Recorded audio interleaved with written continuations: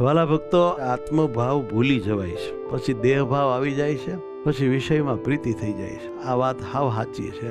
જ્યારે આપણે અસ્મત શબ્દના કોઈ પણ રૂપને બોલીએ ત્યારે જો તે દેહને ઉદ્દેશીને બોલીએ તો સમજવાનું કે દેહભાવ છે, અને આત્માને ઉદ્દેશીને બોલીએ તો સમજવાનું કે આત્મભાવ છે કે બ્રહ્મભાવ કે ધામભાવ છે. અસ્મત શબ્દના રૂપો મતલબ કે હું, મારું, મારા માટે, મારાથી, આવું જે કાંઈ આપણે બોલીએ, મારા વાલા એમ બોલીએ ત્યારે મારું આપણે કોને કહીએ છીએ? દેહને કે આત્માને? હું ભગવાન તમને પ્રાર્થના કરું છું, હું આપણે બોલ્યા એ દેહને ઉદ્દેશીને બોલ્યા કે આત્મામાં હું માનીને બોલ્યા? એ તપાસવાનું. માટે આપણે બને ત્યાં સુધી આત્મભાવ ભૂલવો ન જોઈએ, દેહભાવ આવવા ના દેવો જોઈએ, બ્રહ્મભાવ ધામભાવમાં રહેવું જોઈએ.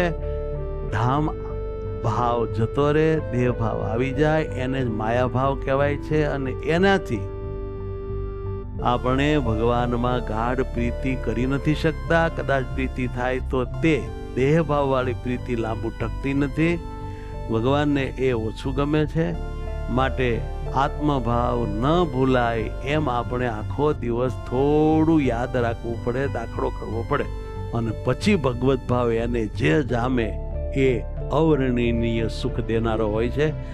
માટે એક વાર તો આપણે આ દેહના ગુરુત્વાકર્ષણમાંથી નીકળવા માટે અને ચિદાકાશના એકદમ આનંદમય વાતાવરણમાં વહેવા માટે જોરદાર સતત દાખલો કરવો પડશે.